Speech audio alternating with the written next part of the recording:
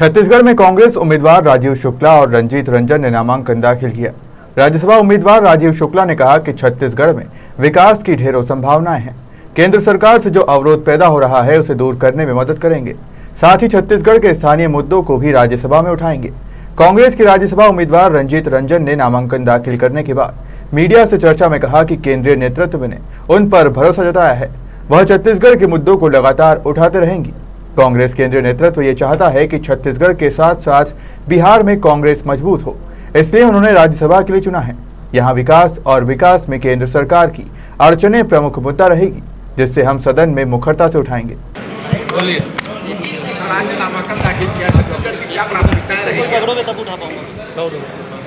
छत्तीसगढ़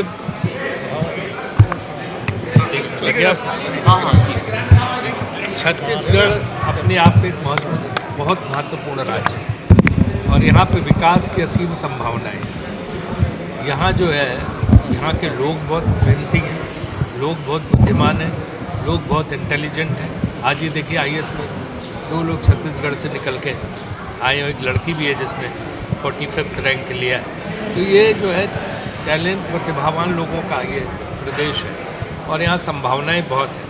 मेरा काम होगा कि छत्तीसगढ़ की समस्याएं, छत्तीसगढ़ के मुद्दे, छत्तीसगढ़ की जो जनता की समस्याएं उनको पुरजोर तरीके से संसद में उठाना और केंद्र सरकार से उन मुद्दों पर मिलकर केंद्र सरकार से बात करके उन समस्याओं का हल निकालना। छत्तीसगढ़ में एक बहुत बड़ी जीत जो है यहाँ की सरकार की रही है, जो नक्सलवाद की समस्या को काफ़ी हद तक समाप्त किया। अब उन क्षेत्रों के और विकास की जरूरत है, उसके लिए केंद्र सरकार को पैसा देना चाहिए। जो नक्सलवाद के खात्मे के लिए पैसा अतिरिक्त मदद आती थी, अब वो मदद उस क्षेत्र के विकास के लिए बहुत ज़रूरी है। भूपेश बघेल सरकार पूरा प्रयास कर रही है। वहाँ पे जिस तरह से जो वहाँ पे स्कूलों की स्थापना, वहाँ पे जिस तरह से लोगों को, किसानों को, गांव वालों को, गरीबों को गोबर खरीद योजना, ये तमाम योजनाएं जो लागू की हैं, उससे गांव के लोगों को बहुत जो है सुविधाएं मिल रही हैं। लेकिन इस चीज़ को और बढ़ाना, उसके विकास को, उस मुद्दे पे भी हम लोग करेंगे। खाद का मुद्दा भी है, उसको भी और बढ़ाना, उसके विकास को, उस मुद्दे पे भी हम लोग करेंगे। खाद का मुद्दा भी है, उसको भी उठाएंगे। यहाँ पे यूनिवर्सिटी होनी चाहिए। यहाँ पे बहुत अच्छे खिलाड़ी हैं, उनके लिए क्रिकेट या अन्य खेलों की सुविधा, इन सारी चीज़ों पे हम निश्चित रूप से प्रयास करेंगे। मैं जब IPL चेयरमैन था तो छत्तीसगढ़ में 3 साल तक जो है 3 बार हमने IPL का आयोजन करवाया था वहाँ पे, और वो काफ़ी समय हर बार आया भी था यहाँ पे। और यहाँ पे खेल की सुविधाओं को भी बढ़ाना और खेल को भी प्रमोट करने का काम करेंगे। तो मैं तो करीब 30 साल से आ रहा हूँ छत्तीसगढ़, जब नहीं था तभी रायपुर, लेकिन मैं निश्चित रूप से यहाँ के लिए पूरा प्रयास करूँगा। छत्तीसगढ़ आने की फ्रीक्वेंसी सर अब आपकी बढ़ जाएगी? निश्चित रूप से जब आप सांसद हैं तो यहाँ निश्चित रूप से आप प्रतिनिधि के रूप में आपका आना जाना बढ़ता है। शुक्ला जी, जो दावेदार और थे कांग्रेस के छत्तीसगढ़ से, जो जिनको मौका नहीं मिला, उनके लिए आप कुछ कहना चाहिए? देखिए, ये हर बार ये होता है, कई लोग जो है वो कोशिश करते हैं, कुछ को मिलता, कुछ को नहीं मिलता। मुझे भी 2 बार नहीं मिला, 18 और 20 में। तो ये तो पार्टी का एक अनुशासन होता है, उसमें सबको रहना पड़ता है। पार्टी दूसरी जिम्मेदारियां देती है जिन पे काम करना चाहिए।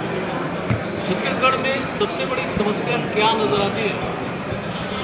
देखिए, सबसे बड़ी समस्या मुझे लगता है कि किसानों को और मदद की ज़रूरत है और उनकी खेतीबाड़ी में और मदद की ज़रूरत है। ये जो गोबर खरीद योजना है, इससे जो है वो बना रहे हैं और ये बहुत अच्छा प्रयास है। तो मेरे ख्याल से छत्तीसगढ़ की राज्य सरकार को तो सबसे बड़ी समस्या है आर्थिक मदद केंद्र से और मिलनी चाहिए। ये सबसे बड़ी समस्या है। छत्तीसगढ़ का मुद्दा हमारे मुख्यमंत्री साहब, हमारे जो अभी राज्यसभा के सांसद हैं, जो विधानसभा के हमारे विधायकगण हैं, हम लोग सब बैठ के चर्चा करेंगे। अभी मुझे बताना तो मेरे लिए लगता है कि ये बहुत छोटापन होगा। मुख्यमंत्री साहब हैं, यहाँ पे तमाम लीडरान हैं, हम लोग बैठ के विचार विमर्श करेंगे। इंचार्ज हमारे पूनिया साहब हैं और जो भी मुद्दे यहाँ पे छत्तीसगढ़ वासियों को जो लगता है कि वो मेजर इशू है, जो वो कहेंगे उसकी जिम्मेदारी हम लोग को थोड़ी नहीं। तो उसके बाद आप पूछेंगे तो ज़्यादा। तो ये एक ऐसी पंचायत होती है जहाँ पर हम लोग पक्ष विपक्ष होते हैं और जो सत्ता पक्ष है हम उनको भरपूर पूरा करारा जवाब देते हैं और एक्सेप्ट करते हैं, वो भी विपक्ष की बात को सुने। लेकिन सेंट्रल हॉल में जाके मैं ज़रूर कहूँगी कि हमारी कोई पारिवारिक दुश्मनी नहीं होती है और ये आइडियोलॉजी और मुद्दे की बात होती है। जो आइडियोलॉजी के साथ और देश के साथ चलते हैं वो पार्टी के साथ खड़े रहते हैं बुरे और अच्छे वक्त में। जो सिर्फ जीतने और सत्ता के लिए हैं उनको दल बदलना पड़ता है। लीडरान की क्या बात करें, विपक्ष की क्या बात करें, सारी एजेंसीज, सारे मजबूत स्तंभ को ऐसा महसूस होता है कि सबको या तो दबाव में खरीदा गया है या तो खरीदा गया है, उन्हीं की बोली बोल रहे हैं। लेकिन अगर आप डर और भय से और सत्ता के ना मिलने और उस भय से अगर आप छोड़ देते हैं जो विपक्ष का कर्तव्य है, तो देश को आप किसी के भी हाथ बेच सकते हैं। तो सब लोग वैसे नहीं होते हैं जो सरेंडर करें। छत्तीसगढ़ विधानसभा से 2 सदस्यों को राज्यसभा के लिए निर्वाचित होना है। कांग्रेस के अधिकृत प्रत्याशी श्री राजीव शुक्ला जी, श्रीमती रंजित रंजन जी ने कांग्रेस के अधिकृत प्रत्याशी के रूप में नामांकन भरा और 3 सेट में नामांकन हुए। हमारे विधायक सब प्रस्तावक के रूप में उपस्थित थे। चूँकि कांग्रेस के यहाँ 71 के बहुमत है और अब 3 बजे तक के नामांकन का समय, अभी तक के तो और दूसरा नामांकन आया नहीं है। लेकिन जो निर्वाचन आयोग की जो प्रक्रिया है उसका पालन करना है। 3 बजे तक के कोई नामांकन आता है तब चुनाव की स्थिति होगी, अन्यथा अनपोज की स्थिति बन रही है।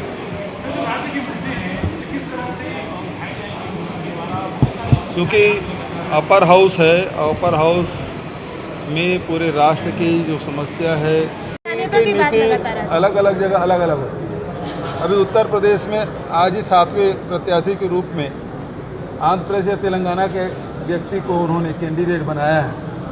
तो यहाँ उनके अलग नज़रिया है, उत्तर प्रदेश में उनके अलग नज़रिया है। मैं पुराने उदाहरण नहीं देना चाहूँगा। वर्तमान में भी निर्मला सीतारमण जो वित्त मंत्री हैं, पहले कहाँ से राज्यसभा गई थी? मध्य प्रदेश से। क्या वो मध्य प्रदेश की रहने वाली है? तो राज्यसभा में इस प्रकार से हर राजनीतिक दल, और कांग्रेस तो राष्ट्रीय पार्टी है और अनेक राज्यों से कैंडिडेट भेजते रहे हैं। ये पहला उदाहरण नहीं है। ये बात सही है कि लोग अपेक्षा कर रहे थे कि छत्तीसगढ़ के भी कोई कैंडिडेट जाए, तो इस समय नहीं हुआ, अगले समय करेंगे। क्योंकि अपर हाउस है, अपर हाउस में पूरे राष्ट्र की जो समस्या है, देश के अंदर की समस्या भी है और देश के बाहर की समस्या, विदेश के संबंध है, रक्षा नीति, सब में चर्चा होती है। तो हमारे तरफ से दोनों सदस्य यहाँ से निर्वाचित होकर जाएंगे और चूँकि पहले भी इनका अनुभव रहा है लोकसभा सदस्य के रूप में, राज्यसभा सदस्य के रूप में, मंत्रिमंडल के सदस्य के रूप में, लंबा अनुभव है, तो मैं समझता हूँ इसका लाभ मिलेगा। बीजेपी प्रत्याशियों का विरोध कर रही है, कह रही है कि परदेसिया। भारतीय जनता पार्टी की नीति अलग अलग जगह अलग अलग होती है। अभी उत्तर प्रदेश में आज ही 7वें प्रत्याशी के रूप में आंध्र प्रदेश या तेलंगाना के व्यक्ति को उन्होंने कैंडिडेट बनाया है। तो यहाँ उनके अलग नज़रिया है, उत्तर प्रदेश में उनके अलग नज़रिया है। मैं पुराने उदाहरण नहीं देना चाहूँगा। वर्तमान में भी निर्मला सीतारमण जो वित्त मंत्री हैं, वो पहले कहाँ से राज्यसभा गई थी? मध्य प्रदेश से। क्या वो मध्य प्रदेश की रहने वाली है? तो राज्यसभा में इस प्रकार से हर राजनीतिक दल, और कांग्रेस तो राष्ट्रीय पार्टी है और अनेक राज्यों से कैंडिडेट भेजते रहे हैं। ये पहला उदाहरण नहीं है। ये बात सही है कि लोग अपेक्षा कर रहे थे कि छत्तीसगढ़ के भी कोई कैंडिडेट जाए, तो इस समय नहीं हुआ, अगले समय करेंगे।